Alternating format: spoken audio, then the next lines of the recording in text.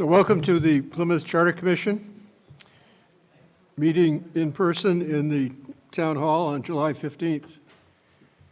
This meeting was originally set up to be hybrid, in person as well as on Zoom, but the Zoom webinar function is not currently working, but I'm told that a person who would have been on Zoom can still submit a question over that same link, and the question will be read to the panel and presumably answered here tonight. This meeting is being recorded. So we'll start tonight by the Pledge of Allegiance. Pledge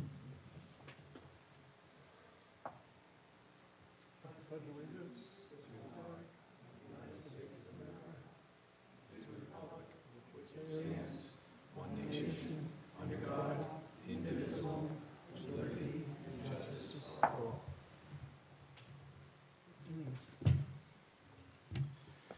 Thank you. We'll get right into the agenda tonight. The public comment will be later in the evening. And our first guest tonight is Kevin Canty. He's the chair of the Advisory and Finance Committee. And Kevin, welcome. I have to say, on behalf of, as a town meeting member, I'm very appreciative of the way the work that your committee does to get the information to us on a timely basis, answering our questions, giving us the minutes of your meetings and reports. You do a splendid job, and I thank you. Thank you. So we're interested tonight to hear your comments on how the process is working, whether you think anything needs to be fixed, and if so, what those fixes would be, and then we'd like to ask you, a few questions. Sure. So go ahead. Thank you.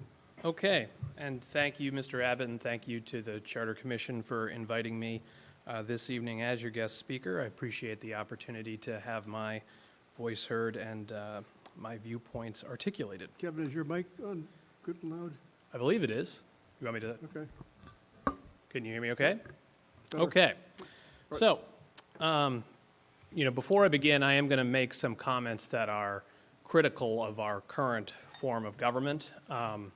But just so everyone is clear, my approach is that, for as long as we have the town meeting form of government, that town meeting form of government needs to work as well as it can.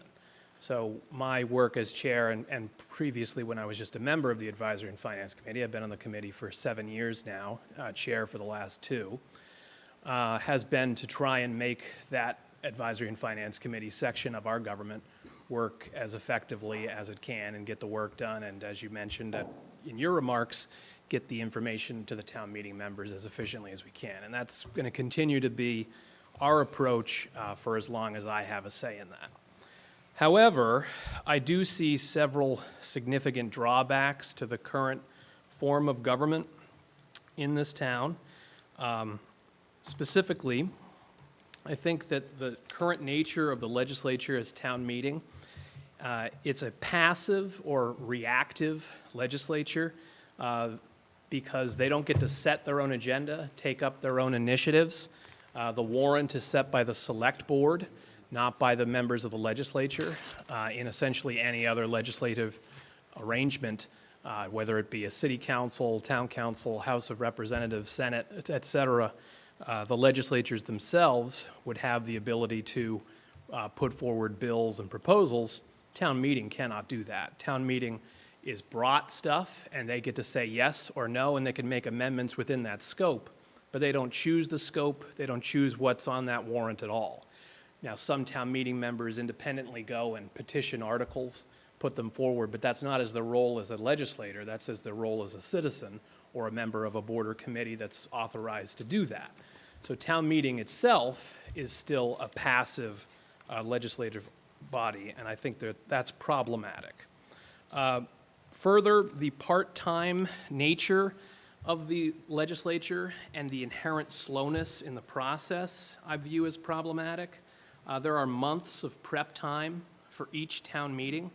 It's a front-heavy process, which involves our committee hearing articles for 2 to 4 months, depending on which type of town meeting it is and how many articles there are, as well as all the prep work that goes before we even see those things by town boards, committees, and divisions of town government, the departments, to get all of that work done for for each of those typically two meetings in a year. It's a very front-heavy process, meaning you need to know what you want to do well in advance, and the legislature is therefore unable to react to things in a real-time situation. There's also a significant problem, in my view, throughout town government with the reliance on volunteers. Essentially, everybody in town is unpaid that's in town government in terms of an elected or appointed official. And even those that are paid, the moderator and the select board, are paid a stipend that is so minuscule as to be almost nothing. And I think that you get what you pay for in a lot of ways, and the amount of time that goes into some of these jobs and the expertise in those jobs, that it's very unfortunate that we have this over-reliance on a volunteer format.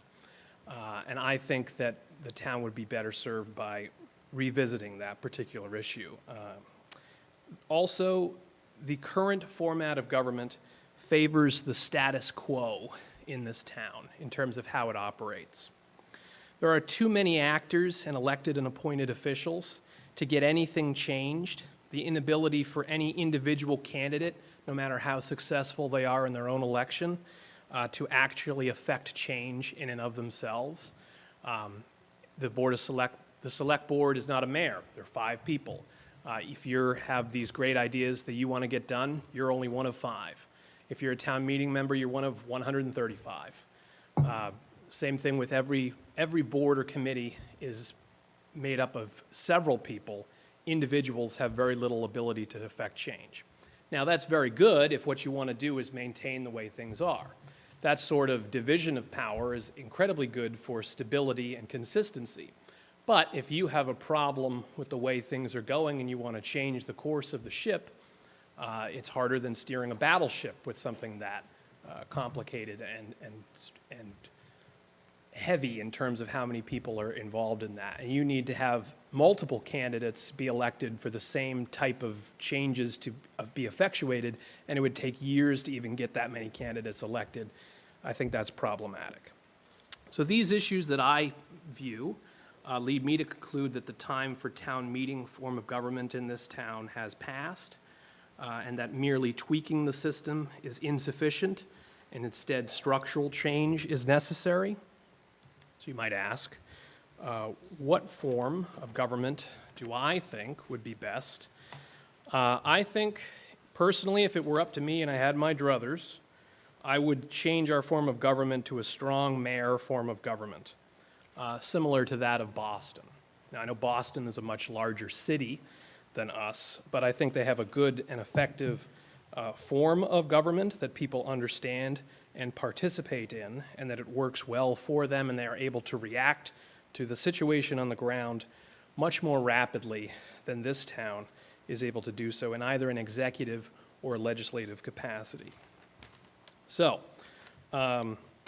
in Boston, just so people are aware, in case they're not familiar with their form of government, they have a unicameral legislature. Boston has 13 city councilors. They have 9 district councilors and 4 at-large councilors for a total of 13.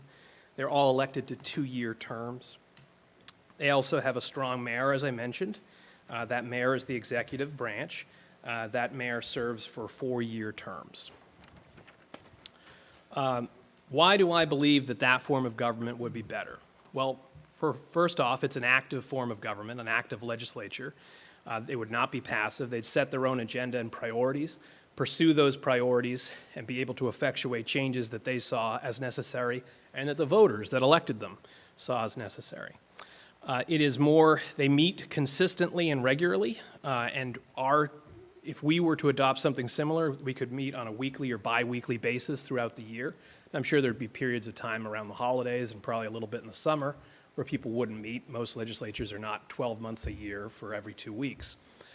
But meeting regularly like that with shorter individual meetings, I think would allow for that legislature to continually keep an eye on things and adapt to real-time changes on the ground, as well as actively monitoring any short-term and long-term initiatives that they would undertake. And those initiatives would be initiatives that they sought to take out for themselves, as opposed to being told of what to do by somebody else. I also think having such a legislature, which would be professionals and salaried, they'd be able to dedicate their attention to helping run the town full-time, or at least as a significant part-time job. So in Boston, the mayor of Boston makes about $200,000 a year. The legislators make half what the mayor makes, so they make about $103,000 a year. You don't need to pay necessarily that rate because you're paying people up there to live in Boston, and it's a different ball of wax. It's a more complicated city to run than the town of Plymouth would be to run. But paying somebody an actual salary as opposed to a $4,000 or $2,000 stipend, I think would reflect the amount of work that would be involved in this particular model, and candidly is involved already in some of the offices that people have in this town where they're either unpaid or underpaid for them. There would also be in this type of a model an ability to affect change. It would be a streamlined process that would allow that change to occur, and it would allow voters to hold individual elected officials accountable for the changes that they make or do not make, and to effectuate change at the ballot box rapidly.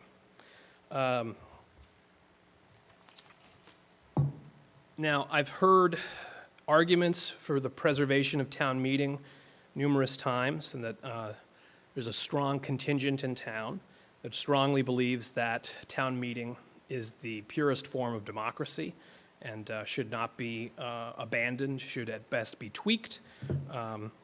However, to that particular argument, that is the purest form of democracy, and arguments of that ilk, clearly if the motive for democracy and the metric for it is for the number of people elected, then sure, town meeting does accomplish that rather handedly with 135 town meeting members, 5 board of selectmen, and so on and so forth with these boards and committees that people are electing for, planning board, et cetera, school committee. But if the metric is citizen participation at the ballot box, then that is clearly falling short. As people who are involved in town government know, we usually see about 10 to 12% participation in local elections. Just for fun, I looked up what Boston has. So they have, in mayoral races, which are every 4 years, in 2017, 27.8% of the populace that was registered to vote turned out to vote. 2013, which was the year Tom Menino resigned, and it was an open election for the first time in decades, 38% of the registered voters in Boston turned out to the polls. In 2009, 31% turned out to the polls. And in 2005, 36%.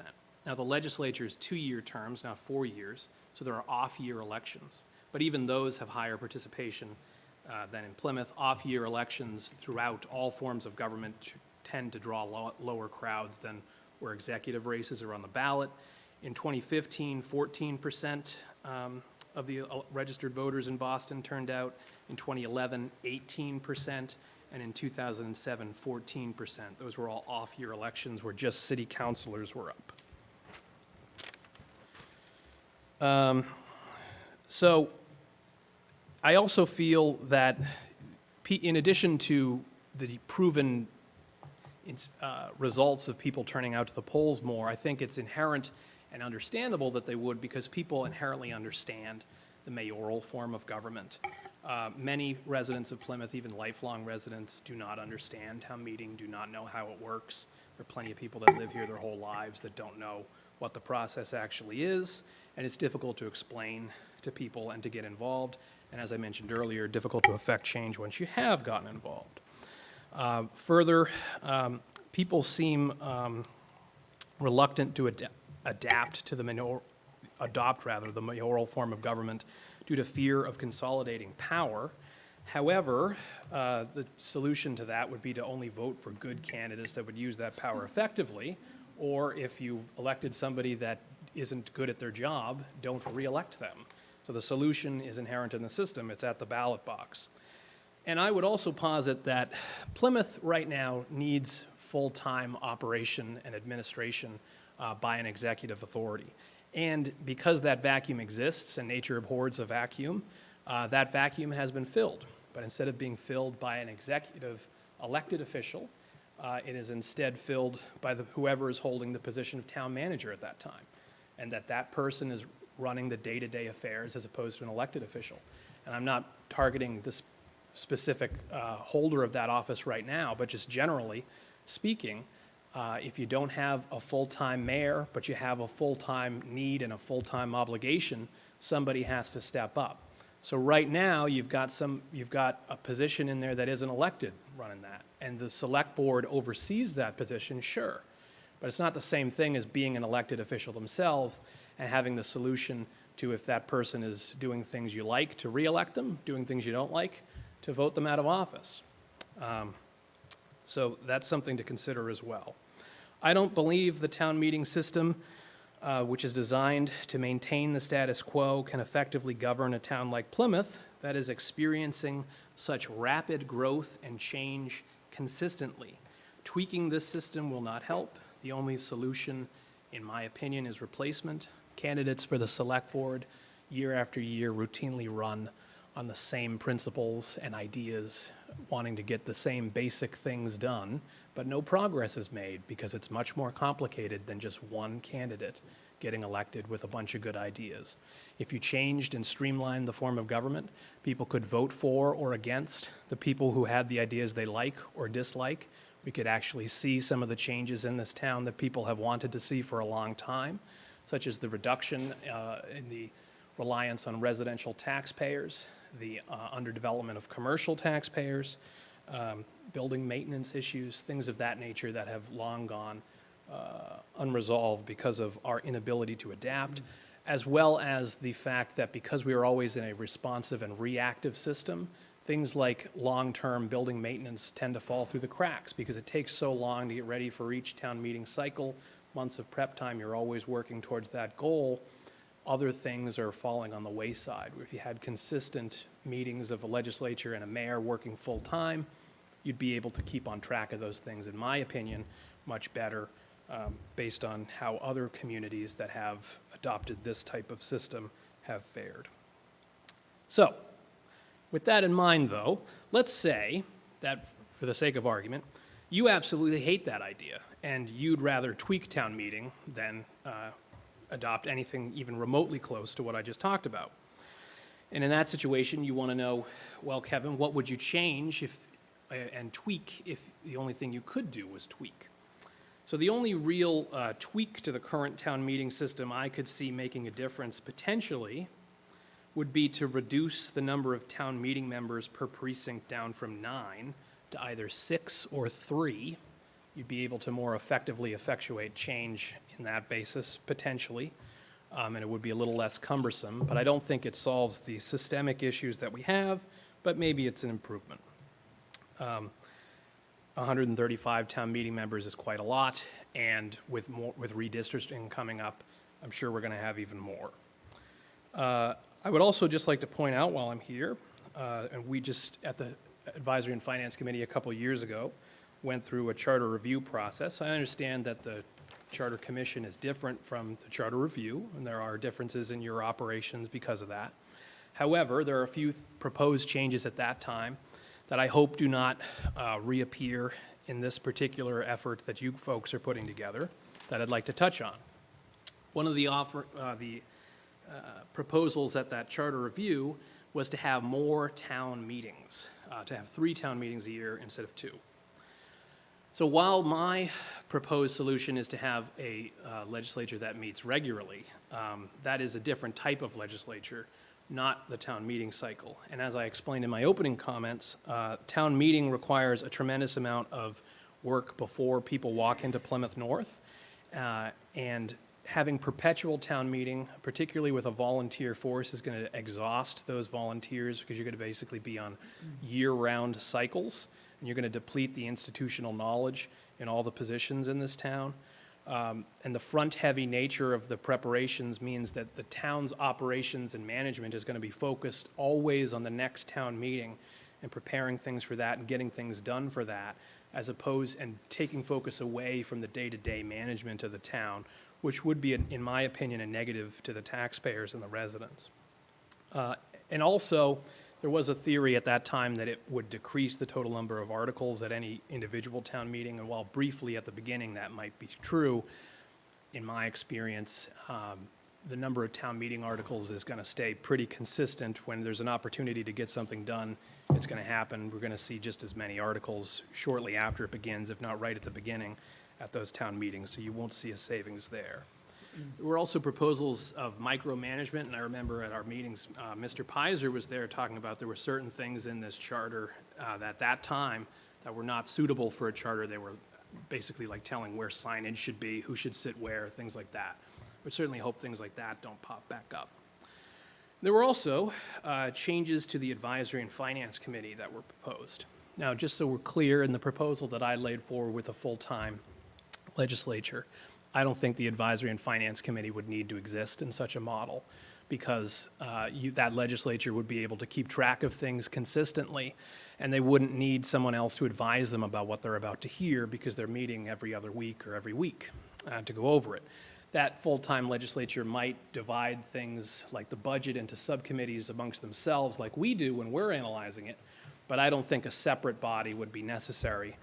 So essentially, I'm advocating myself potentially out of a job.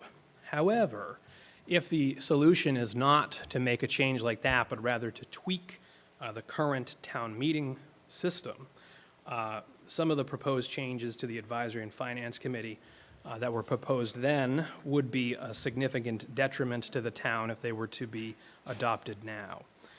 Specifically, there was a proposal to have the appointment to the Advisory and Finance Committee, which is currently made by the moderator and the moderator alone, be filled by a separate committee made up of folks from different roles in the town. However, vacancies in the Advisory and Finance Committee can come up at any time. They need to be filled quickly and professionally. They could come up in the middle of a town meeting cycle, right before one, right after one, and it's important that we don't have vacancies on that committee. And if you have a problem with the appointments made by the moderator, again, he's an elected official. Whoever's in that position is an elected official.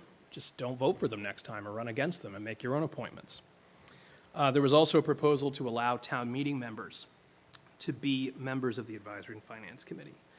I believe personally that there's a tremendous benefit to having appointed officials as opposed to elected official vetting the articles in the town meeting format, particularly petitioned articles in the current system versus elected officials. I mean, just most recently we had an article put forward by a town meeting member who was about regulation of pet sales. And that, when it was initially presented to our committee, did not meet approval. Some changes were made to that, which were rolled into what was eventually presented to town meeting and passed by town meeting, but the process that it went through before us was very helpful in making sure that that law, before it was passed by the town, was as good as it could be. And I don't think you'd find a lot of elected officials that would vote against a measure designed to reduce animal cruelty. We weren't voting against it for that basis. We were analyzing it for other reasons. But those sorts of problems come up when you're dealing with elected officials as opposed to appointed officials, the impartiality and the ability to look past their political interests and just do the work. There's also a tremendous benefit in my mind for FinCom members being selected purely on their expertise and a diversity of opinions on the board. The town moderator selects people from all sides of the political spectrum, all types of backgrounds, levels of experience, age, whereas elected members of an Advisory and Finance Committee or a substitute to that would be there based on their popularity or their electability, which may not relate to effectiveness in the particular role that they take.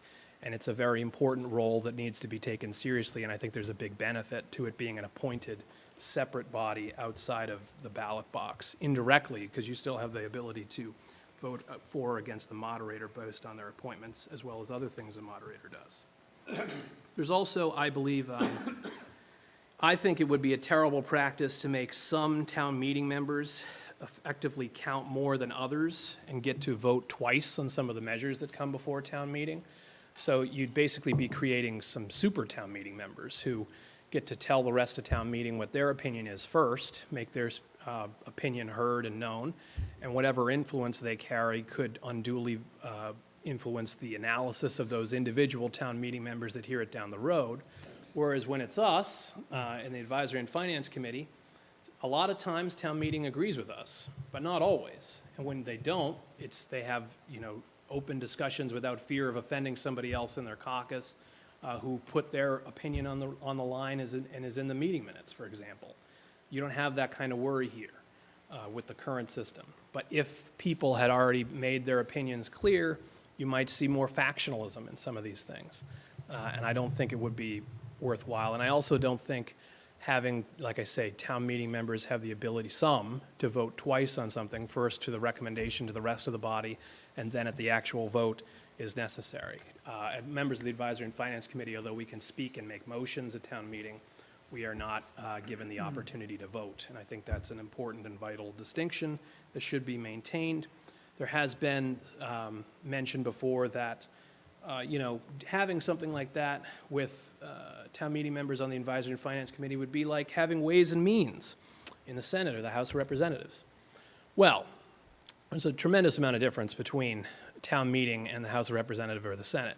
And if we had a legislature of that size in that system, which we do not, then maybe that would make sense. But town meeting is not the U.S. Senate or the state Senate or the House of Representatives or the General Court.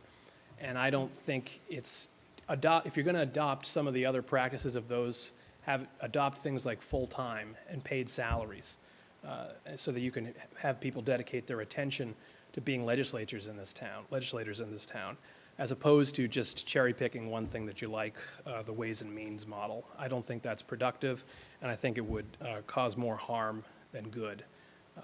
So those are my initial thoughts, so I'm certainly available for any questions that anybody has. Thank you, Kevin. Lots to think about there. Members, questions, comments? Which is questions? Larry? Kevin, the job description for the town manager basically asks, it's more complex than this, but basically asks for an MPA, Master Public Administration. A mayor is required to be a citizen of Plymouth and get elected. Mm-hmm. In your imagined Kevin Canty form of government, would the mayor be instead of a town manager? So I would think that there would still be a position of town manager or town administrator. I don't think that they necessarily would have the same duties, day-to-day duties, responsibilities, and other price tag necessarily that goes along with the current system without targeting anyone specifically. I think that, but most towns or cities with a mayoral form of government still have an administrator or a town manager position. So I do believe that that role would still exist in some form. Yes. Okay, one thing that has and will remain on my mind, it's almost impossible to corrupt our legislature because there are so many of them. Less impossible to corrupt a mayor. We have the example of Fall River, which is probably the most blatant, but I doubt the only example. And it's also the case that if somebody is going to run for an office, say $200,000, he's going to need to have some friends with money to support his system, far more money than someone running for select board. Any of these of concern to you? Is there something that can be done to make my concerns go away? So you're always going to have, you currently have interest groups in town who vote, along certain lines generally. Like, for example, two come to mind. You have Pine Hills does a very good job of organizing behind things that they believe, for better or worse, depending on your perspective. And you see union involvement in the town elections. Those are, in my opinion, the two main groups right now. I think that's an inherent part of any elected form of government. You're going to have people that vote. Some people are going to vote for individual candidates based on their individual principles and beliefs. Some people are going to vote because their interest group is agreeing or endorsing that person. You know, so that sort of either partisanship by name or, you know, de facto partisanship is sort of going to exist in any system. Corruption, I think, is different. I mean, you could have, yes, it is, as you mentioned, it's hard to corrupt 135 people, you know, because you'd have to get a tremendous amount of people on board, a lot of legwork, a lot of money. But at the same time, it's also hard to get anything done positive, too. So there's a cost and a benefit. You know, and that's why I talk about that status quo effect. If you like the way things are, then don't change anything. But if you want to see change, then you got to change what will affect the change. You can't just hope that the current system will magically start changing things. And the solution, like I say, you got a corrupt person as mayor. There's probably going to be an impeachment process, and there also, if nothing else, there'd be the next time they're up for election to vote them out. Okay. Other comments, questions? So I Go. just wanted to make a clarification. Your comments so far tonight are personal. This is how Kevin, this Canty, the citizen, failed. This is not, you're not speaking for the Finance Committee because you were on our agenda as the chairman of the Finance Committee to come in and talk about the Finance Committee. Did you have any comments relevant to the Finance Committee and how it functions? And kind of a quick overview of that? Because I would like some clarification on your statements tonight. They were your statements personal, not the thoughts of the Finance Committee. Is that correct? So we did not take a vote on what I was going to say tonight. So I was invited as somebody in my role, and it was not explained to me that when I was invited on Monday to this event tonight, that we should have a powwow with the Advisory and Finance Committee and come up with a joint statement. No, we're not looking for a joint but- statement, but your statement of what form of government we should Correct. take. Correct. That is a personal statement, not the statement of the Finance Committee. I was just curious because what we were hoping to have a discussion on the functionality of the Finance Committee and how it processes articles at town meeting before and after and things like that. Well, sure, and I'm available to answer any questions you have on that. And I'm here wearing both hats. Okay. So As these- somebody with the statements experience. tonight were just yours and not the FinCom? Or yes or no? Well, Were they yes or no? so the ones that were related to the charter review process, that was a consensus of the FinCom at that time. We did vote on those things, and we voted consistent with my statements about the proposed changes at that time to the FinCom. So those are the statements of the FinCom as it was constituted a couple of years ago. So 2 years ago, the statements associated with another committee and charter and board, those are consistent, but Correct. your other statements in favor of a mayor-council form of Right. government were not the thoughts of the Finance Committee. No, I'm sure there's a You're not diversity here of representing thought. that. You're No. you're not representing the Finance Committee on that matter. No, we did not take a vote on those things, and I'm sure there's a diversity of opinion because it's a 15-member No, I'm just board. talking about you personally. No, that's your thought. Your statement was your statements and not of another board or committee in Plymouth. That would be correct. I believe I Okay. prefaced Thank that you. at the beginning of my Are statement. there other questions? Betsy? I have 3 questions. Thank you very much. Sorry, I have 3 questions. Thank you for all the work that you've done over the 7 years that you've been serving the town of Plymouth. My first question is, how much additional money do you expect if we were to vote for a paid mayor and city council? And because the mayor will not be alone in his office, he'll have people, or she'll have people in their office. So what is your prediction that the full amount of money that the form of government you're advocating personally would cost?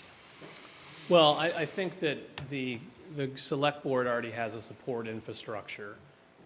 So I don't think you'd need much more infrastructure in place in terms of additional support staff than you currently do. Maybe you need an additional secretarial staff member. And then it would depend on what you want to pay the mayor. So as I said, Boston pays a little over $200,000. I don't think you have to pay necessarily that much. But if you look at like a district attorney makes about $170,000, and has a county-level supervisory role over the prosecutions in their particular district. I would think it'd be something along that lines for the mayor's salary if I were, making it up myself. And then legislators, that would be, I think a state representative makes about $40,000 a year thereabouts, plus per diems, which I don't think you'd need to pay because those per diems are based on, travel from their district and running a district office and an office up there. So maybe you'd pay the individual legislators somewhere between $40,000 and $60,000 a year. And then be up to you how many you want to have. Do you want to have one for every precinct? Do you want to divide the town into district or wards? So Boston has, as I said, 13. They pay them all $100,000 a year. There are 9 with districts and wards, and there are 4 at large. I would suggest that you'd want to have, whatever number you have, you'd want it to be an odd number too, so that when everyone's in attendance, there'd be less of a likelihood of a tie.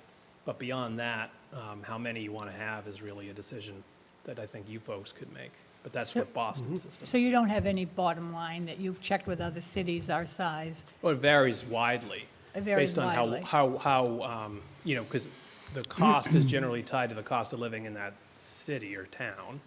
And then the size of the legislature varies depending on the size of the city or town as well, and the interests of that. So I think a smaller body like Boston's would be more responsive and rapid, and you wouldn't have a need for separate boards and committees to do so many things and advise them, because those people could keep track of things and work on things themselves. You only need things like with the Ways and Means, for example. The House of Representatives and the Senate need to do that because there's hundreds of them, so they can't work together on everything. They need to divide into subgroups in order to get anything done. But if you had a small body of folks, then you could get things done more So rapidly. you don't have any bottom line of what you're predicting a mayor could cost in Plymouth, because there's too many variables? I'd Is say that it'd be, correct? well, the mayor itself would be about 160, 170,000, and then it'd be about 40 to 60 per legislator. How many legislators do you want to have, and multiply that by that number? And my second question is, I happen to grow up in the town of Dartmouth, so I'm most familiar with Taunton, Brockton, Fall River, New Bedford, Lawrence. They're all similar in size to Plymouth, somewhere between 60 and 90,000. Which of those towns would you rather live in, cities would you rather live in because they have a mayor? Or which one do you think is better run than Plymouth?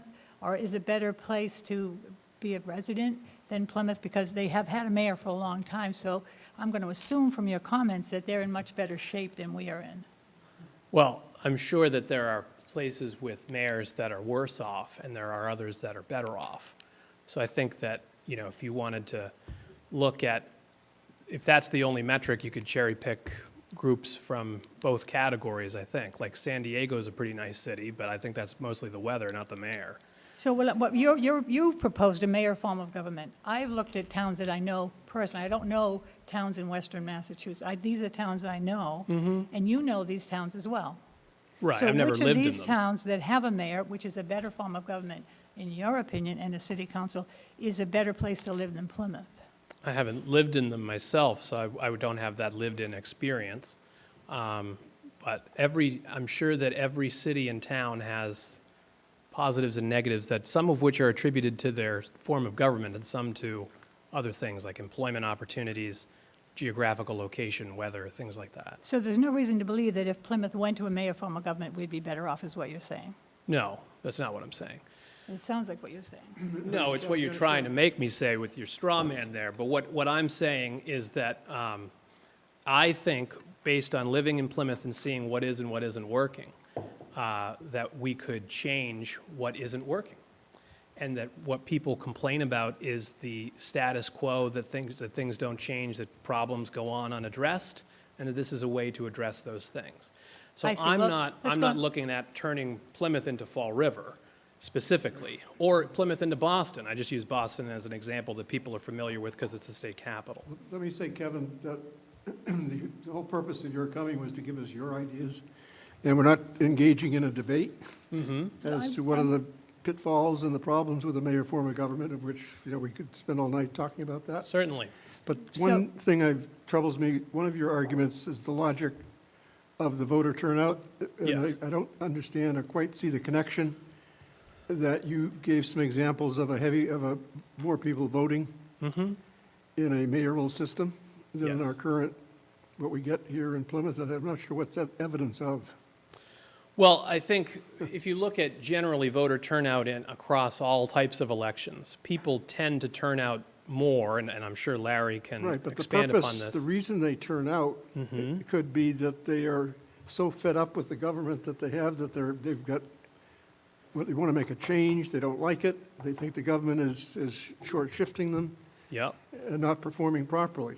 On the other hand, if the government is doing just splendid, fine, then they perhaps think, they don't need to get involved and try to make a change by voting. I mean, it seems to me that argument can be carried equally both ways, and it doesn't really prove anything. Well, if I could finish my initial answer to your question. So typically on an election with executive officials running, that tends to get the highest turnout of any election across any type, whether it's the governor, whether it's a president, things of that nature. And you see that in other countries as well. When an executive branch official is running, that's higher than another year. And in other years, it's so higher that they're called off-year elections, generally speaking, because there's not that executive position running. So in Plymouth, there's always at least one person on the select board running for these elections, unless it's a special election for something else that they're not on. But the annual election, there's always select board candidates running, but it's not an executive, it's part of an executive body. And I think that's different. And I think a lot of people in town, those of us that work and volunteer for town government, we understand the system and know how it works, but a lot of the voters do not. But people do intrinsically understand mayoral forms of government. Okay? Any Well, other if I comments? could just interject, Mr. Chairman, I shared with all of our members my Right. studies. I think the turnout, bottom line is, November elections, people vote at a rate of 2 to 3 times more than spring elections. That's what I was going to bring up, is David last week presented numbers, and it's not fair to kind of look at a town election in May and a general election in November, because those mayor races are coupled with state and federal and larger turnouts at that time. I think, The town elections are just simply in May. Well, And I know that people have looked into this I think idea. voter turnout matters. Well, I And know, but you would have if you 30% look of not the only in the town of Plymouth Plymouth, voting. if you look not only in the town of Plymouth, but every other town in Massachusetts and across the country. Well, I think we'll have time. Local election turnout is lower. let's not debate it tonight, but we're going to have time to debate that piece of evidence or whatever that David is trying to I present. have a third question, Betsy? if I might ask. I hear a Questions for lot of. Kevin? Excuse me, Yes, Kevin? sir. I hear a lot of statements made on both the town meeting side and the mayor's side, that our opinion, you said these are my opinions, you know. Correct. And a lot of times, I don't see proof of the opinions. For example, we need a smaller group of town meeting members.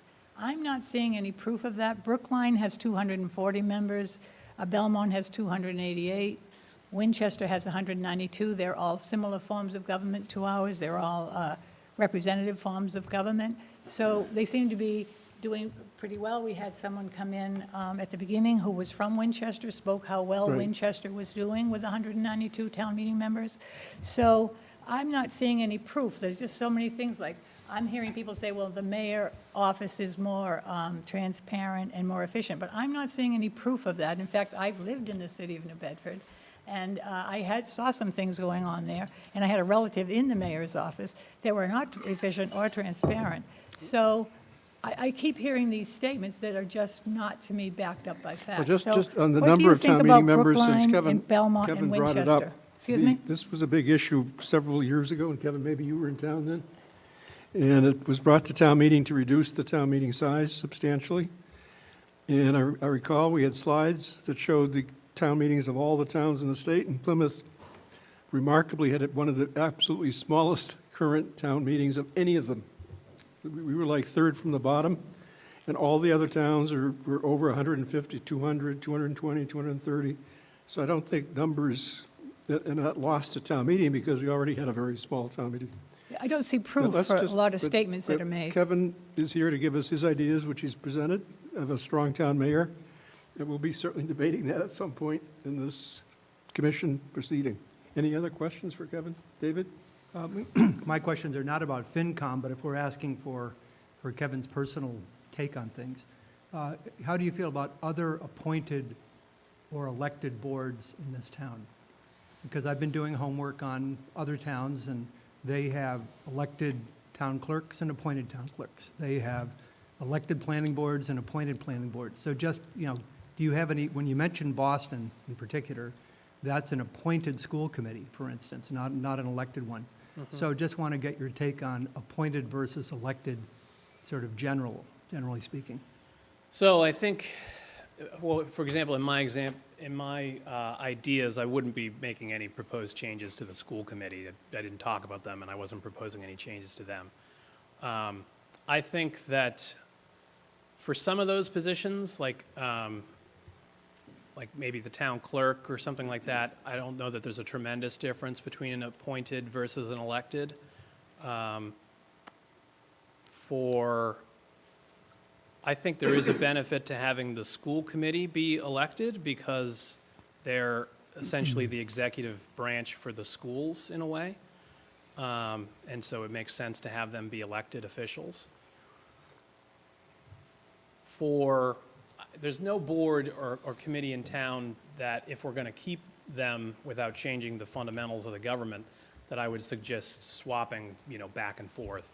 I think that the current, at least in Plymouth, the current dynamic of that, if everything is to remain the same, wouldn't be benefited from swapping it around. I'm sure different towns, in a town where the school committee is appointed, they might never want to go to an elected school committee, but I haven't seen an issue with it myself, that specifically. Does that answer your question? Yeah, just because the other ones are, planning boards, again, I've Yes. seen elected versus appointed. Conservation Commission, for instance, in our town's appointed, but could be elected. I mean, I've heard suggestions of that. So just wanted to just get a general sense on elected versus appointed. Yeah, I think it's always an individual town-by-town determination, and I haven't interacted with a board or committee in my role as on the FinCom or personally, and thought that things would have been differently if they are appointed, if they had been elected, or if they are elected, if they had been appointed. Thank you. Okay. Thank you very much, Kevin. Appreciate it. We may call upon you for some questions later on in the process. Okay, Bill, do you have any specifically about my role as a member of the Advisory and Finance Committee that you wanted? I was hoping that that's what you were here for, to come in and talk to us about, this is what the FinCom does, and this is what we see as a shortfall of the FinCom, this might help. Okay. Oh, I'm sorry. No, I was hoping to have some sort of indication as the FinCom chairman. Tonight, we've heard from Kevin, the citizen. I was hoping to hear from Kevin, the FinCom chairman, to give me some indication of how the Finance Committee functions and what the strengths and weaknesses and things that could be done. So I'm sure during the process, we'll come back to you and Yeah, I ask think you we should move specifically on. about that, if I Right. can finish. Thank you. If I can finish, I'm still talking. My hope is that we will have that to be the case in the future. Thank you. If you have any questions, I'm here. Thank you. So at this point, I'd like to take any public comment, if any, so far.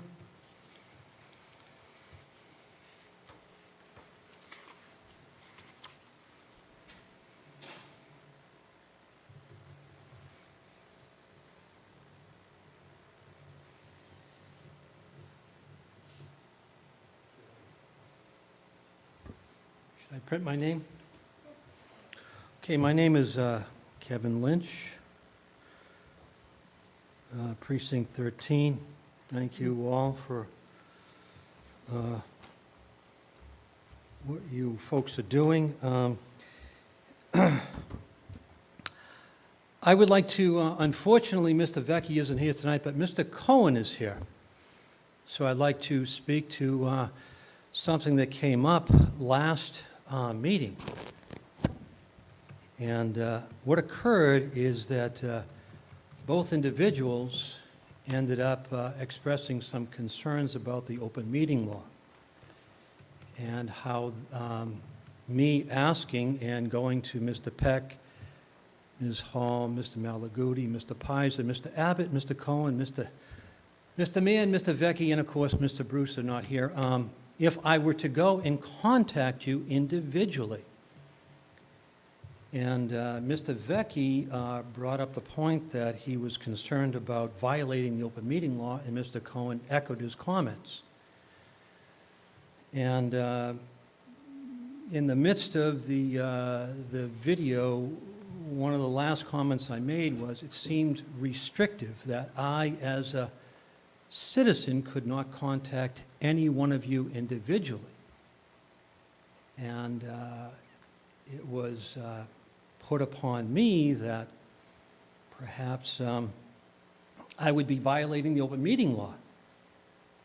And my comment, again, in the video, toward the end there was, it seemed restrictive that any one of you would go and put it on me that I would be violating the open meeting law if I were to contact you individually. Mr. Lynch, we spent a whole evening, the first night of our meetings with town council, who presented a whole hour of legal discussion on how the meeting law worked. And she's a lawyer, and it wasn't intended to be a lesson in the law, but it was spelled out that how everybody here is to perform. And I think the bottom line was that if a member of the public wants to be heard, they should do it through public comment and not try to individually contact members of this commission. It just wasn't a practical way of doing it. And if you have any questions, I suggest you send us a letter, and we're happy to get council's opinion on the letter. But yet, sir, with all due respect, I then Kevin, I'd like you to contacted get to the point the with your Attorney comments, 'cause we have General's business to do office. later on tonight. I contacted the Attorney General's office, and I followed up, and I said, here's what the feedback was from the commissioners. And they were struck by, like, her name was Kerry. I don't have her last name. And I explained my situation, and she said, well, gee. And I then tried to understand what she was saying, and I kind of said it in my own words, in so many words, and she agreed.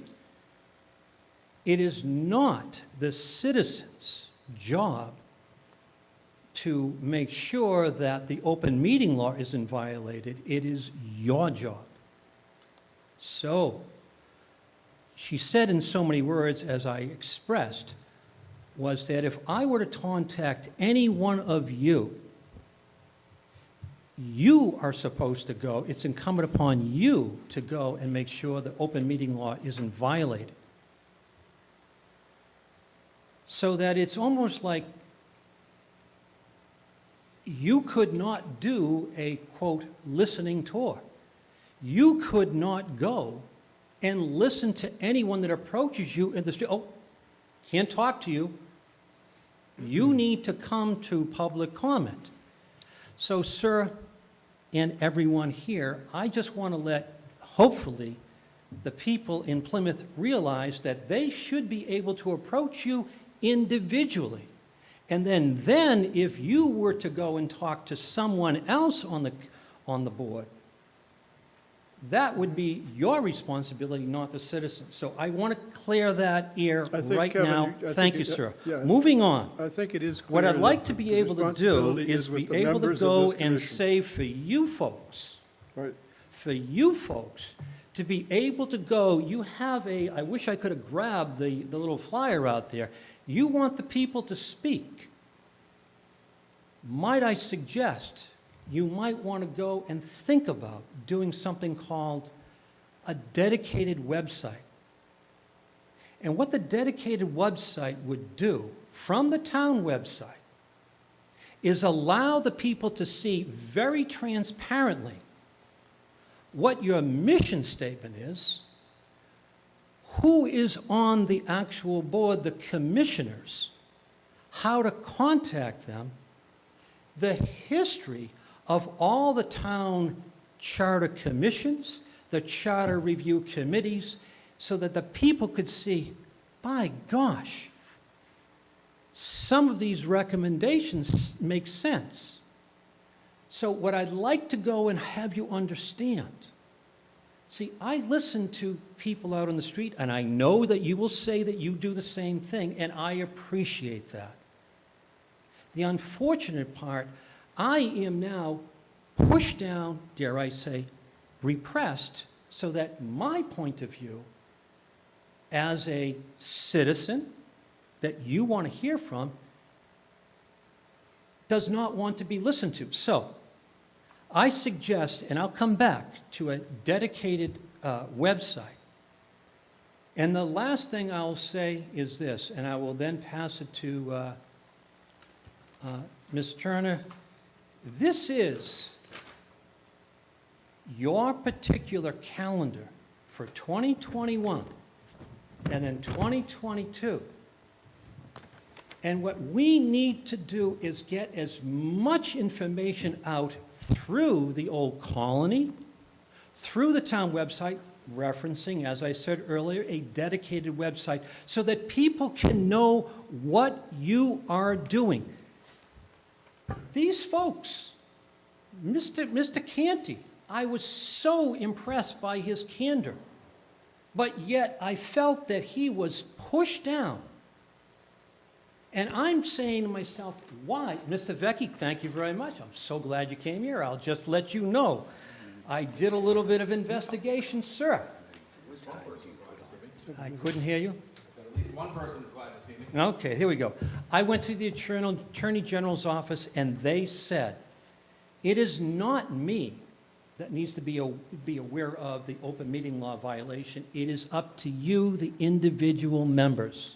Kevin, at this point, Here we go. Go ahead. yep, I'm because okay, we... that's all right. That's me, reallocate and I 7 minutes. apologize. Let me say I Continue. agree with you that it is up to the members here to carry out the obligation under the open meeting law. It is not your obligation. If you speak to us, we have the obligation to do whatever the law says, not you. You're right on that particular point, and we'll just go forward.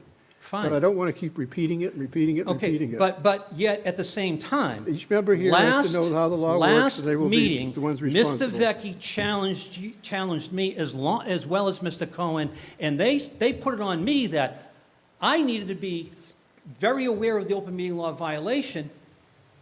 But when I called the Attorney General's office, and again, I'm not going to go keep on, you know what I'm talking about. Thank you very much, Mr. Vecchi.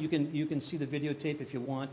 I did the best I could, but it appears that I'm not being allowed to speak as best I can. So I just want to reiterate, I strongly urge you to go and really do that research and form a dedicated website, ladies and gentlemen, so the people of Plymouth can go and see what is occurring. And lastly, once again, I will give this to your secretary right here, or your recording secretary, that, time, even though, I'm looking, is that time passes very, very quickly.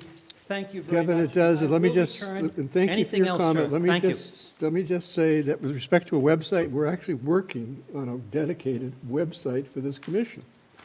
And I That would have look- been, if you had told, if and I you had looked at it. said that before, sir, It's hard- I would never had to go and say it. Well, now you know, you don't have to keep repeating it. Thank you. I've seen a draft of a And, website. sir, may I ask We are you, working when will on it. this be done? You may ask, but it'll be done when it's done. Well, dare I say, sir, I know that it can be done in less than a month.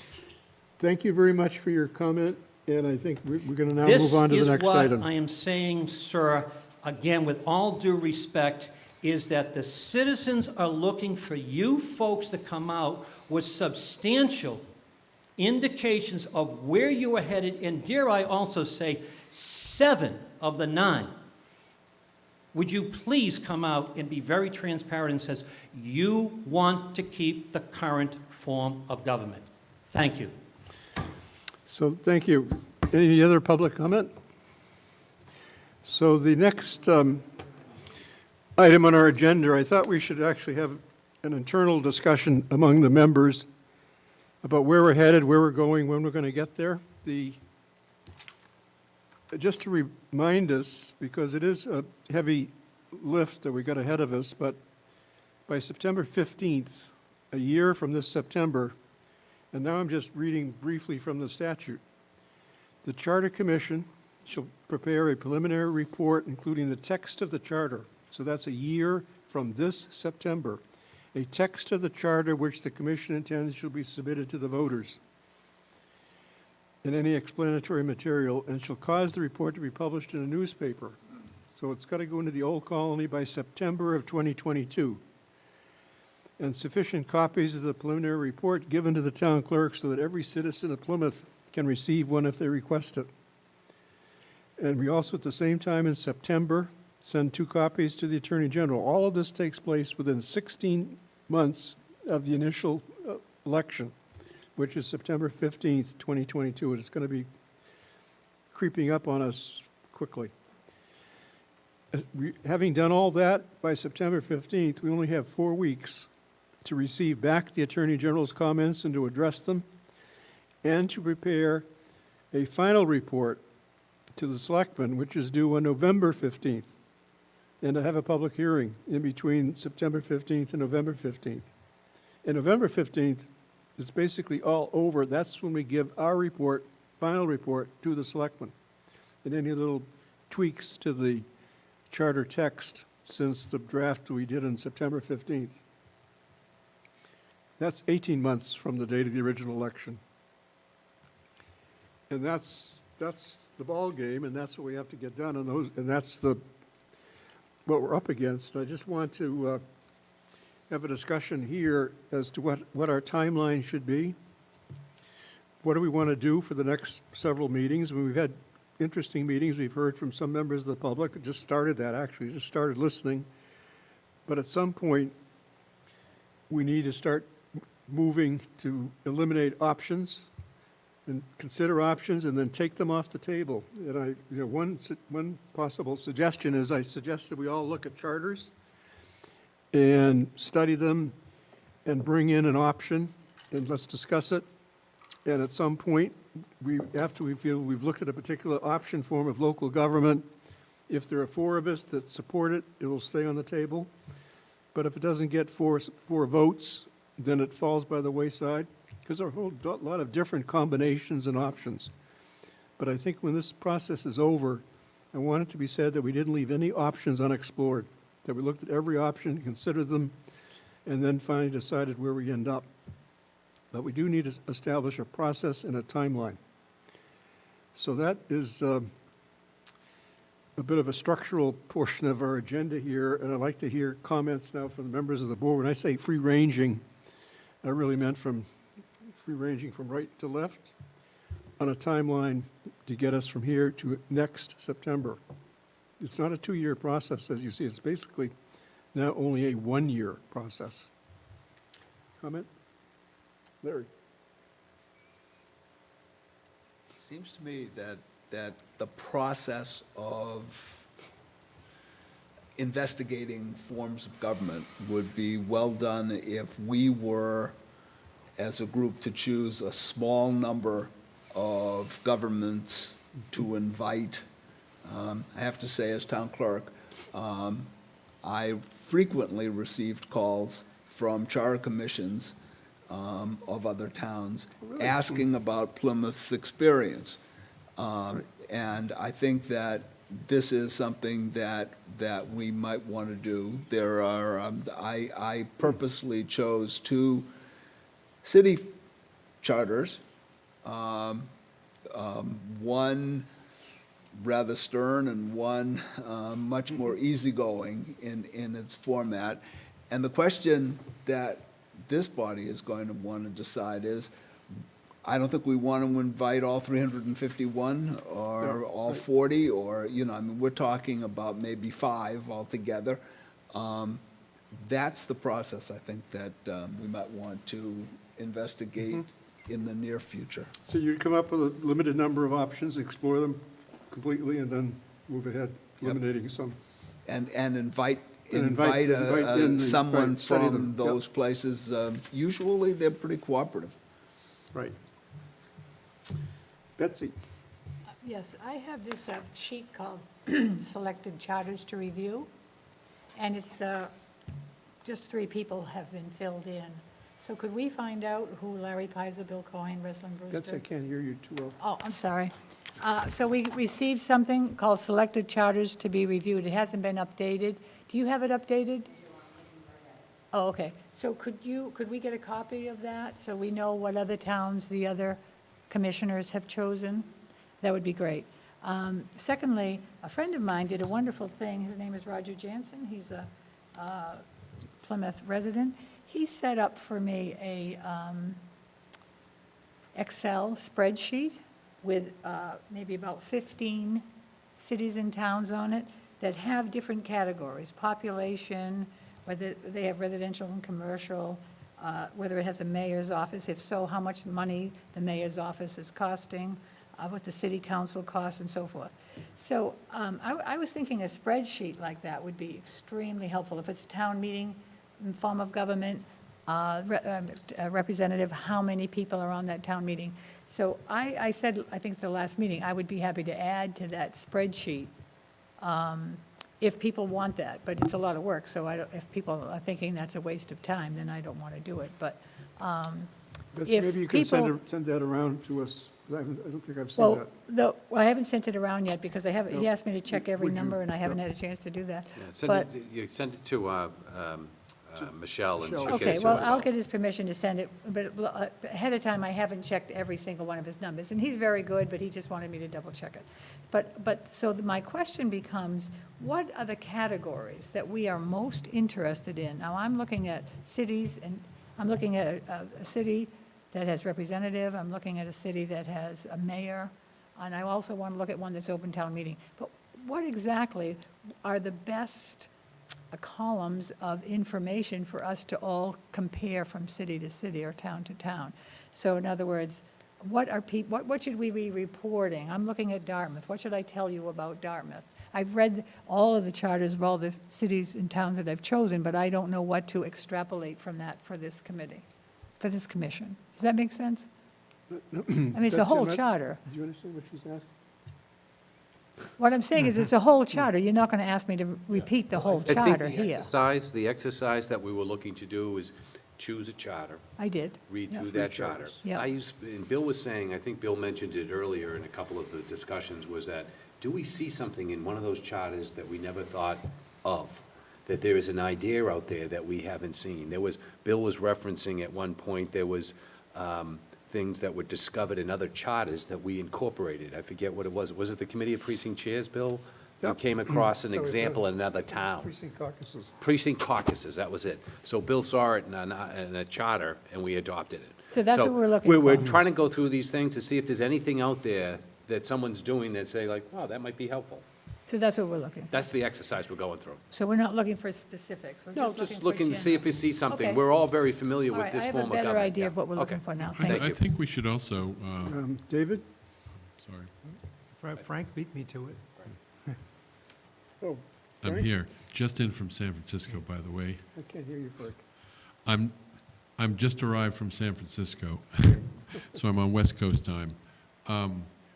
I think a synopsis of the specifics that each form of government and each community contains in terms of things like I saw in here, percentage of turnout in elections, number of individuals, comparative salaries, things like that. I think you could summarize each of these so there's a snapshot as well, so that those of us who aren't spending time on our individual communities could understand or get a little snapshot of each one. I think that would help. I think we have to somehow summarize it in some fashion in order to be able to reach, as you're indicating, an end point within a reasonable amount of time to be able to deliberate about it. And it's happening kind of organically, but maybe we should have some kind of format that each of us that is looking at each community does that groundwork, themselves. It's not difficult to get that information. So yeah, I think we need to do some of those kind of constructive anal things so that we can all, make direct comparisons rather than each of us just give a general overview of what we thought. Have you looked at any charters yet? Yeah, So Yeah, maybe you could I- try that approach, just pull apart one of those charters and Yeah, do an outline or whatever. yeah, I think that would be good, a one-page sheet that Yeah. we could distribute amongst And that's each of us. That's what I had in mind when you look at the charters, is make that Yeah. summary. Besides trying to find, as Bill was saying, the, something significant, something unique, some way of doing things that makes it more efficient, more transparent, all of those terms that we know people are interested in. Don't we need to, though, make the basic, first we gotta choose the form before we look at the specific things to put into the form. In other words, we wouldn't be looking at precinct caucuses if we were also considering the, town council or a mayor. I mean, that's that's the nitty gritty once you've selected the form of the government. Well, I think, just to be clear on what I was saying earlier, and what Betsy was indicating, I was saying, Betsy was like, what's the focus? The focus in many ways is to see if there's something in a charter that that we could incorporate over here. But Frank is absolutely right, that each of us taking on this responsibility should do a one-pager as a part of our responsibility, to look at that charter as an outline of what we're seeing in that form of government. And if, in the process of outlining it, we're gonna discover those things that, gee, that might work well here. I guess, does that help with clarifying the exercise of each of us taking on the responsibility of looking at a couple of charters? Is it doing an outline and also, trying to going through the outline process, you might have an ability to discover something new.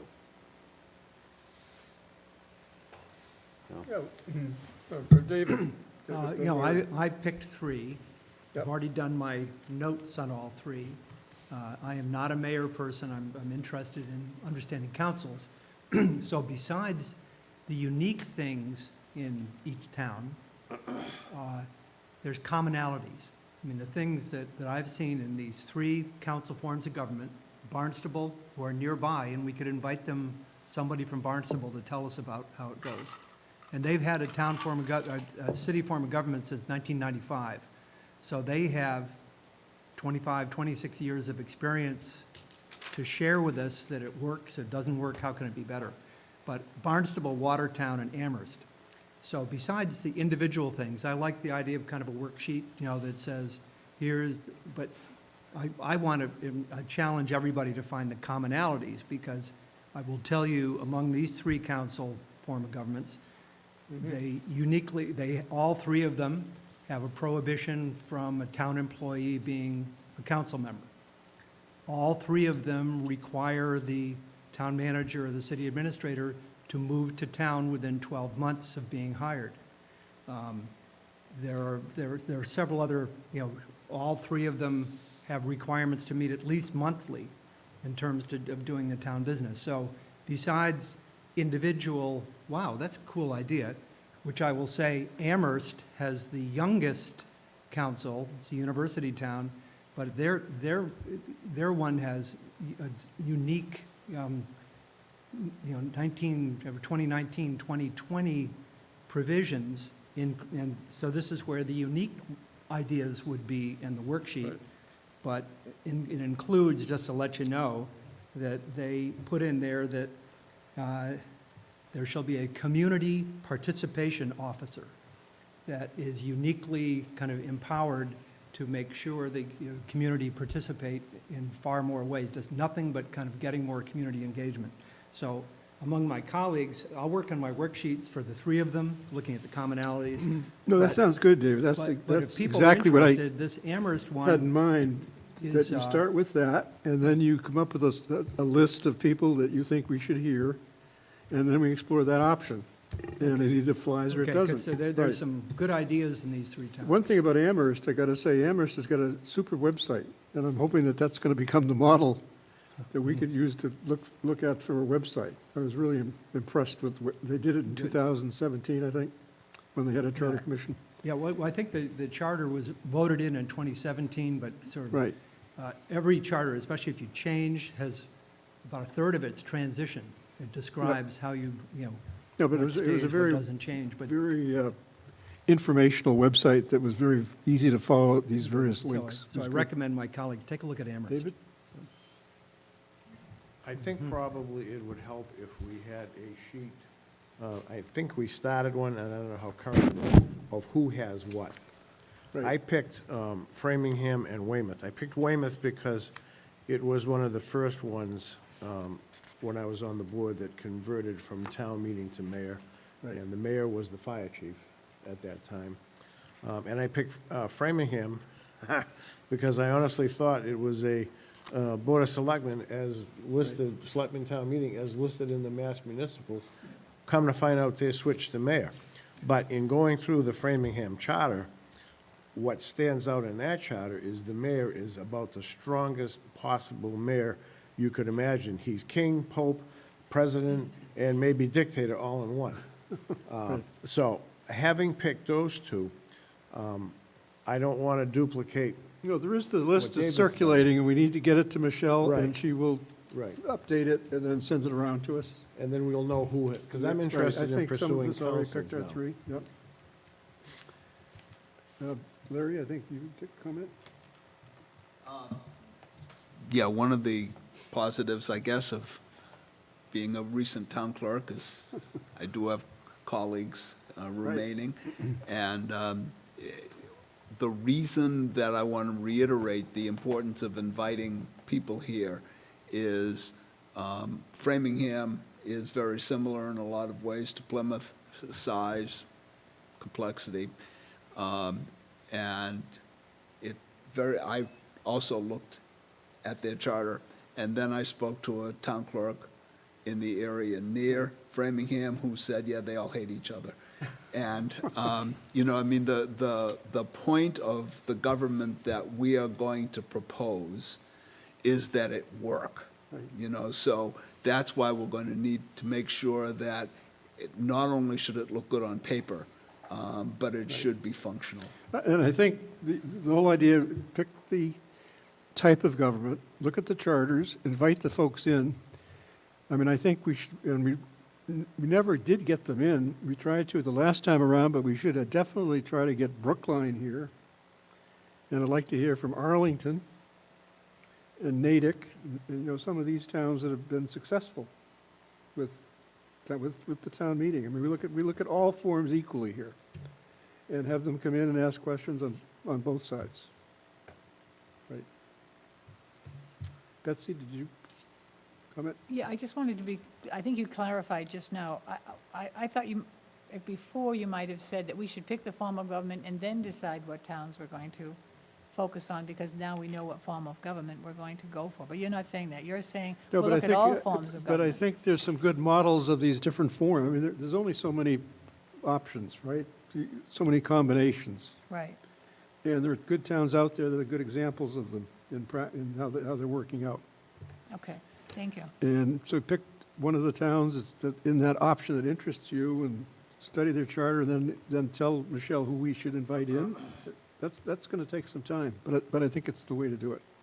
But then when it's over, I think we need to start eliminating options. Yep. Comments over here, Dave? All right. Our next meeting, just to sort of where we headed, is August 5th, which is 3 weeks from tonight.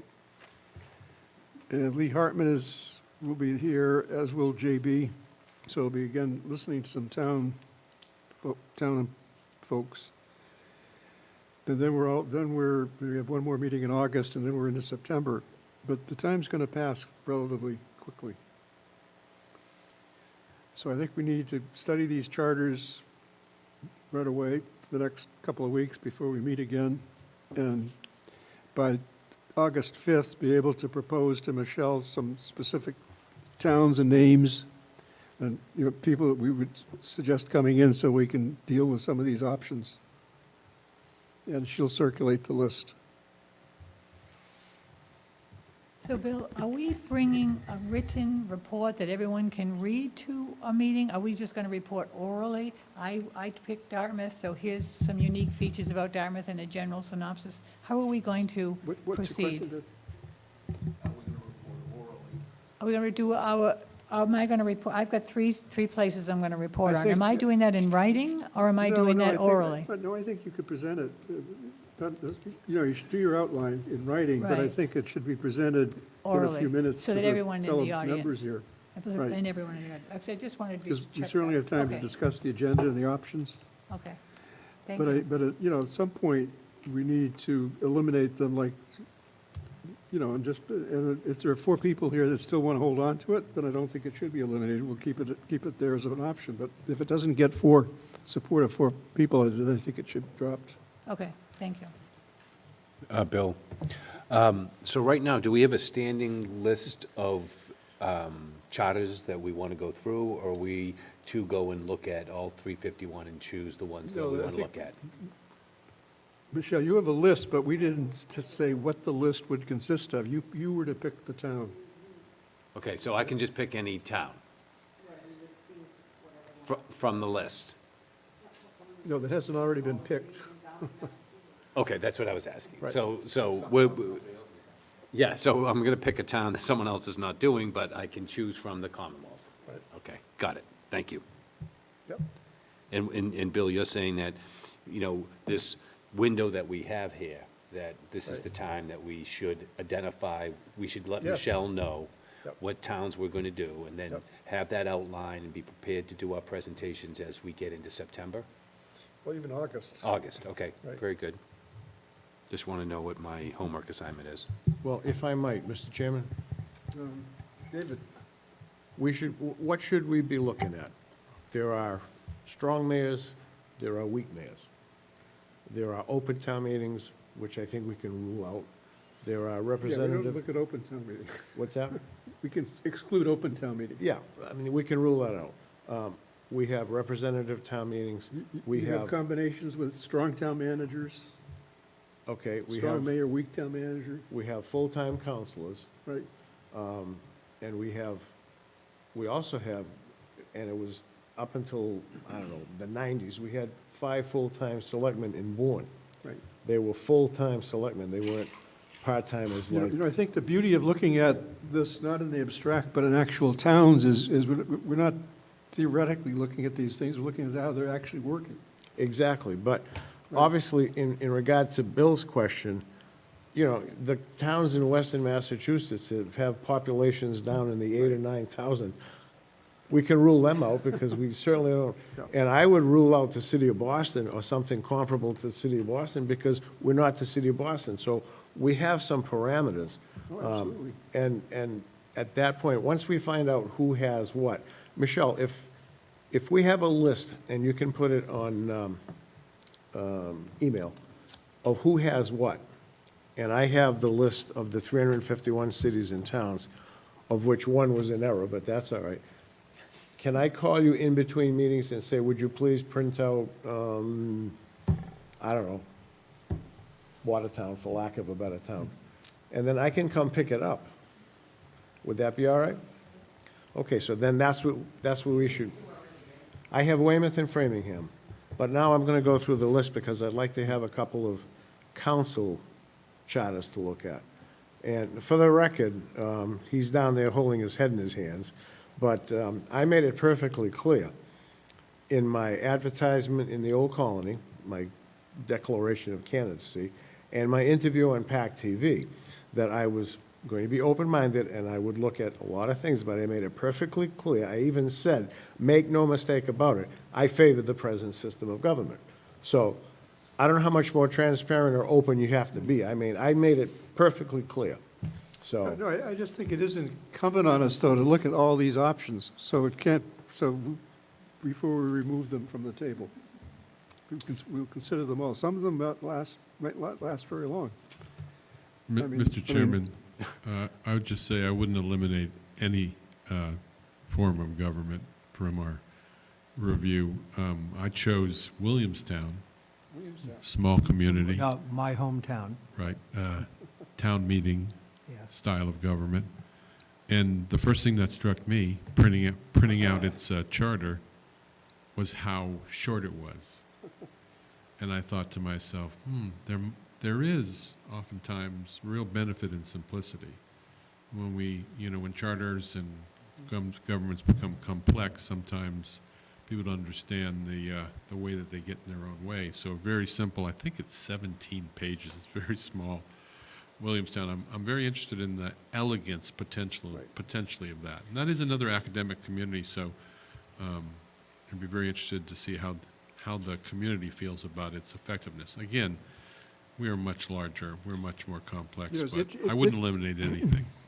It's interesting, we're going to look at these other charters, but there's still one other factor that's crucial, and that's the uniqueness of Plymouth. I mean, there is no other town like Plymouth, so we're trying to mold these charters to fit Plymouth, but Plymouth, with its size and its lack of density, makes it quite different from these other towns that we're looking at as models. So I think you got to consider, we have to keep in mind Plymouth's own distinct factors that are going to dictate which type of government might be a better fit for Plymouth.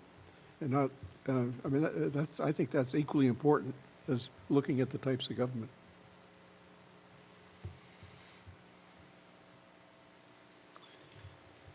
So other, If we are talking about logistical Yep. processes, one, we have our homework assignment when it comes to looking at charters, so that we can be better informed. But as we move through this process, there was something that I noted in the last Charter Commission, that the last Charter Commission had a very interesting spreadsheet that they set up showing the Charter Review Committee did an excellent job with a spreadsheet. I'd never seen anything done like this before. Send it around to everybody. Okay, yes, so everybody has a copy of that.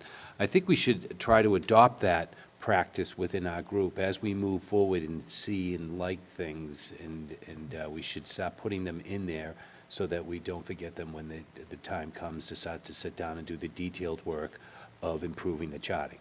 Yeah, the charter. I think that works if we're improving this charter. I think that format was elegant and worked very well side by Right. side. Yeah. But if in fact this group decides a different form of government, or with 4 votes, keeps to which we keep looking at, I'm just not quite sure that format works if we're moving to a different form. Well, I guess that we would hold that format for that possibility. If you can think of another format that would accommodate your council form of government, feel free to introduce that. That would be helpful. Thank you.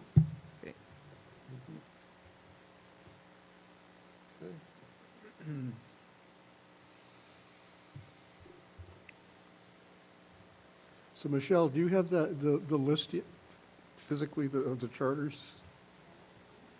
We need to get that to you so that you can, I think you've got a lot of our input already on that list, right? Can you let us know which of us you do not know which charters have been chosen? Who still owes you some charters?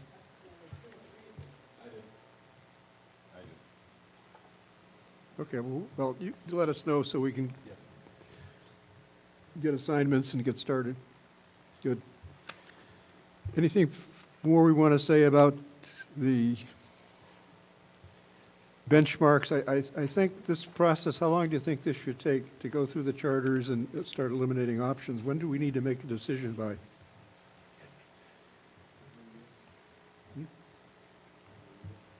New year.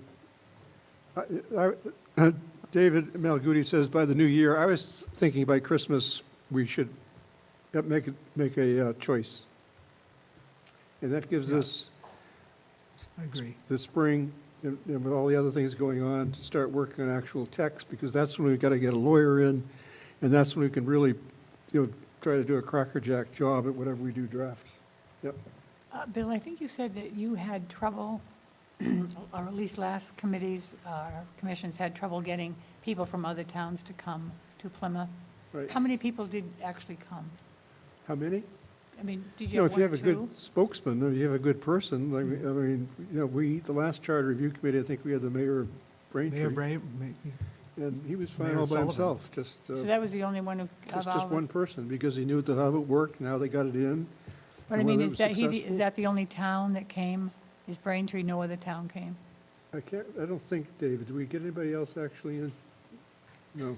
I mean, maybe we should get the invitations out soon, so that we can give people time. Well, I think you should head for the mayor or the chairman of the board of selectmen, or, head.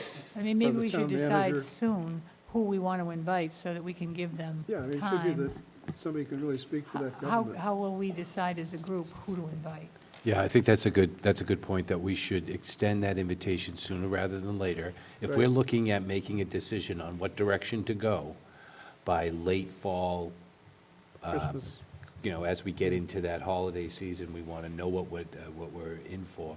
I think that those invitations should go out sooner rather than later. So why don't we, as a group, email to Michelle the towns that we'd like to hear from, and then we'll sort through that and get the invitations out. If you have a town specifically in mind that you'd like to hear from, you would make that known, and we would send the invitation and see if they came. I was just thinking that should be done Larry, in you public must know rather some of than these as an email. I do, but Good. I think that if the purpose is to talk, David's obviously done some work, I know I've done some work on that. Right. We need, before we make invitations, Okay. it seems to me that we ought to talk about the charter so that, from my own point of view, one of the charters I chose, I hate, but that's okay. I will explain what the charter does. I'm 1/9 of the commission, and therefore I will make an honest presentation. But before we invite people, Yeah. I'm going to recommend not inviting the mayor of that particular town. But I think that we need to hear these presentations Okay. before we choose, who Okay. the people are going to be to come, because we Okay. need to have Yeah. representative, as Yeah. Bill was saying, Brookline is So you're reputed to be among the elite, but we have to make that decision, Right. whether that's the sort of place that we'd like to hear from. So you're saying get to our homework assignment of Yeah. examining charters, and from that, we can start to have, and Betsy, you're absolutely right, we would have an open discussion about who we want to invite as a result of that. That sounds like a way of organizing our efforts through the remaining of the summer and the fall when it comes to that question. And Bill, Mr. Chairman, Yes. you'll obviously come up with if we're going to have 5 or 10 minutes per municipality that we're discussing, we have August Right. and maybe early September, we should be able to get all of those done. Yeah, it would be great to have the outline and everything done before the person comes in. Right. So Absolutely. we'll be loaded with information to ask them about. Absolutely, yeah. Where it worked, where it doesn't. Yep. That's, So we're looking at 27 presentations, 3 for each commissioner, and 9 commissioners. So I do 3 and David does 3, then we're looking at 27 synopsis, and so, Possible, because we would discuss what ones out of that we want to bring in, I guess. no, but I mean, is Yeah. initially, Okay. we're all going to do 3 presentations. Right. So we're going to limit those to 3 or 4 I minutes. mean, like David sounds like he's Yeah, got 3 council I forms. can Maybe fit mine only in one need sheet. presentation. Because, I've looked at 3 similar Right. forms of government, so I'm going to identify in the first half commonalities to all 3. So you and may then only have one uniqueness. person speak to that form. Right. But And if then, all 3 then have the of same. the 3, based on commission comments, maybe we say, well, let's invite Watertown, or let's invite Amherst. So I have to admit, I'm an I mean, English the teacher. 27 number is So just Yeah. totally how many theoretical. people will present at the next meeting, and who will they be? I think that's a good question. And then the next meeting, who will present? So people know ahead of time when they're going to present, and could we be all done by the first September meeting? Would that be a possibility? So that, Betsy and Larry and David and, 4 of us go the first week of August, 4 or 5 of us go the second, or 2 or 3 of the second week of August, and then the first meeting in September, we're all done, and we have that discussion that Bill is Yeah, discussing. So that, that's ambitious. You get it all done that but quickly. if we're gonna be done by Christmas, we're gonna Well, invite people in. I think what Betsy's saying is, correct me if I'm wrong, is that we have 27 reports. Theoretical. Not We necessarily. have we may, as a group, we could consider up to 27 outlines. And then we're going to bring them back, and we're going to present our outlines, and from that, we're going to determine who we want to bring in from outside to talk to us. But Betsy's talking about these reports that we're going to do back to the committee. We're going to provide an outline, and we're going to do that. And as David Peck has indicated, he's already picked out 3, and he's already started his outline. So he's pretty ready to go. In the very near future, David could do his book report. And then each of us, as we get more ready for that, when we take our towns and go through, we can schedule our opportunity before the group to give our report on the outline of the charter that we went through. Does that make any sense? Yes, and I volunteer to do my presentation at the next meeting. Maybe David would be willing to? I will not, because I Oh, won't you're be not gonna here. So the That's second, the one, but I'd What's be the second? fine. I may even rough it out and share it with the committee before I go on vacation, just for format. Because I think, when did that charter go into effect? I mean, there's going to be information, like I said, Amherst voted it 2017, and it's only been in effect for a year, where Barnstable's had theirs for over 25 years. I don't know what Watertown's are, but so there's going to be common information, which I may be able to just kind of, hopefully, in one sheet, maybe 2, that with the uniqueness of each of the towns. I mean, I think between But- now and but- August by the 5th, way, we should which- try to get a good start on these sheets. Yeah, So but- I and volunteer. I just want to point out that all 3 are city form of government, but Right. all 3 are towns. They say we will forever be known as the town of Barnstable or the town of Watertown. So I volunteer for August 5 to do my 3 towns, unique features and a general synopsis.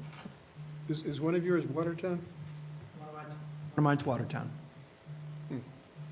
It's an interesting town. It's got, No, it's no, I got, used to be a town meeting member there. So that's good that Betsy's indicating that she might be ready for August 4th, Right, though. yeah. Great. If you're ready, you're ready. Ready to go, good. And is there anybody else that could be ready for the August 5th meetings? Because I'm thinking that by the first meeting in September, if we could be done with this process, Then- We're optimistic. too So let me optimistic. ask you a question. So, of but we're the going to be panel. ready by December Right. to do what? Well, let's, if I might. Have we listened enough, do you think? Have you heard enough from, we've done everything we can to try to get folks to come in and talk to us, right? And they're welcome to come in whenever they want to and give us their ideas. On the 5th of August, we got an hour's worth of town officials speaking, Right, because we got Lee and JB. right. And then we can start our outlines. And who? Patrick Flaherty. David? Oh, 3, okay. Okay, I was going to say, Bill, Betsy, I'm thrilled that you have 3 that you can report on. I don't. I pulled 2. I want to pull some councils now. And I'll tell you, of the 2 mayoral forms that I pulled, I'm not even going to do a synopsis on Framingham because I think it's just absurd. They have put so much power in one person's hand. I don't want to see that happen in Plymouth. So I'm going to rule that out completely. So I could make some comments on Weymouth, but I want to pull a couple council ones to have something to compare with.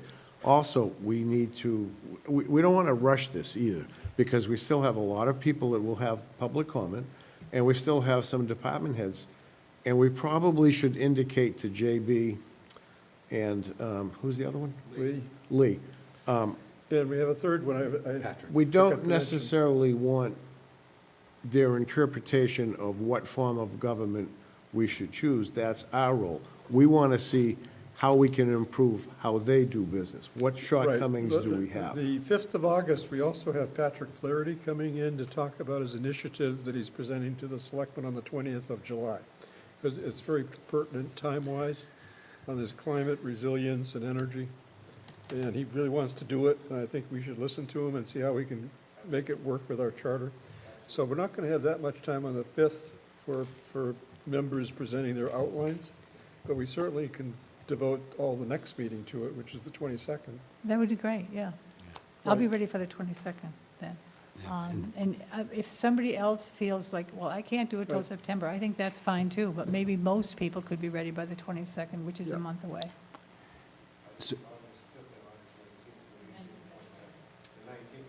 The 19th, yeah, the 19th. Thank you, Now, David, you're the, right uh, on top of it. And I just, and just, We get into September, we may be having to jiggle our dates around because I think the Finance Committee is making claim to some of those Thursdays in September. It's going to be a bit of a conflict. So we're exploring other dates for September where there is no conflict. They could be Mondays. Is Monday good dates for members here? Does Monday seem to be open? How's Monday for you guys? I can do Monday. And Michelle has already requested a couple of Mondays in September from the select board. That should work with everybody? Yeah, you have Frank, how's Monday? Well, we're considering Mondays. Wait, I know that we can't consider the last Monday of the month because I believe the Nuclear Matters Committee might be meeting that night. But I don't know if they use this room. Do they use it?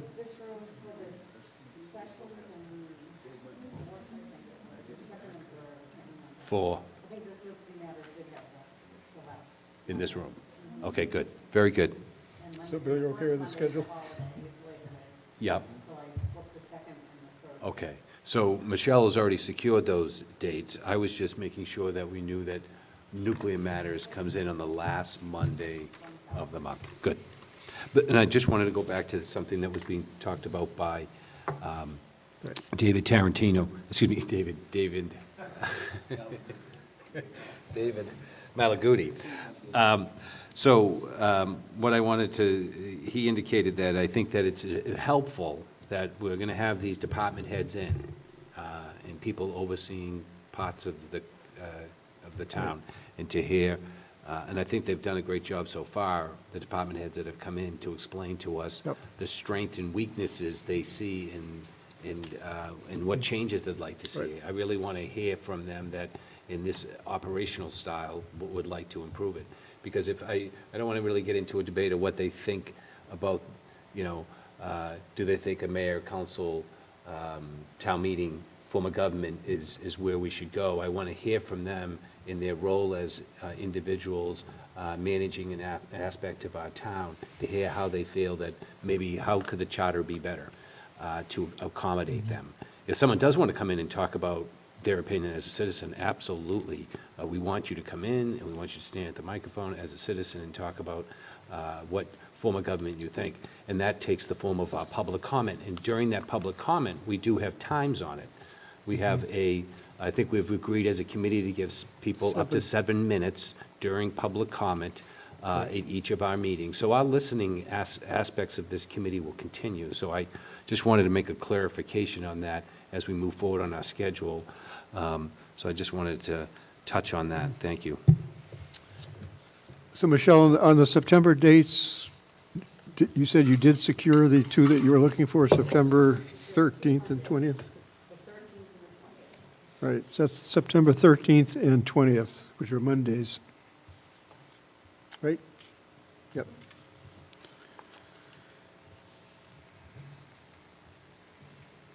Okay, do we feel like we made a little progress towards our timeline?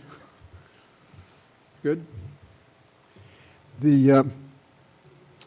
Michelle, were there minutes for the July 1st meeting yet? So it's on the agenda, but we will not, there are no minutes, right? So next meeting. Is there any new business or old business? Just to confirm, I'll be on vacation the August 5th meeting. Say again? I'll be on vacation the August 5th meeting, August 5th? Right. but I will send in material, hopefully Be be here useful. on the 19th. Yeah, but I'll be here the 19th, yes. Okay. At some point, we want to return to the ideas items, because some of us had some definite ideas that really should be thrown out on the table and debated. So if we have time in August to do that, if there is any time, if we can certainly spend a few minutes on it and flesh out some of those great ideas. We could probably start putting those ideas in that spreadsheet. That's the basis for the spreadsheet. Put those ideas in the spreadsheet and build from there. So once each of us, I guess what we'd probably have to do is would compile our ideas in a summary and provided to Right. be included in that spreadsheet. Start a spreadsheet. Yep. We do have a Okay. spreadsheet of Any other those business? ideas. We have a spreadsheet that That's- Michelle did of all those ideas, right? So are you talking about that spreadsheet? So yeah, basically expanding on that, making sure that, you know, earlier I talked about what the previous charter committee did in terms of showing what was existing and what they were proposing. So- I think so that's a there- format that we might consider. So there are two things, Betsy. One was the big chart that was attached to the minutes Yes, of all the ideas. that was very good, That each of us had at the very first meeting. right. And then the other spreadsheet we're talking about is the charter changes, which I sent out. Yes, week. which is excellent, yeah. Right. Thank you. Bill, if I might?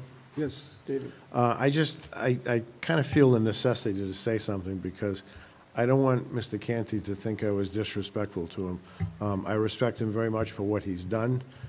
He's a good finance committee chairman, and I don't mean to be insulting when I say I don't want to hear his opinion as to what form of government he wants. What I want to hear from the department heads is how can we make your job easier? How can we make your job more efficient? And then, no matter what form of government we pick, we can include those suggestions. So, Kevin, I hope I didn't offend you. Okay. Then, if there's no other business, we can look for a motion to adjourn. Favor of adjourning? Aye.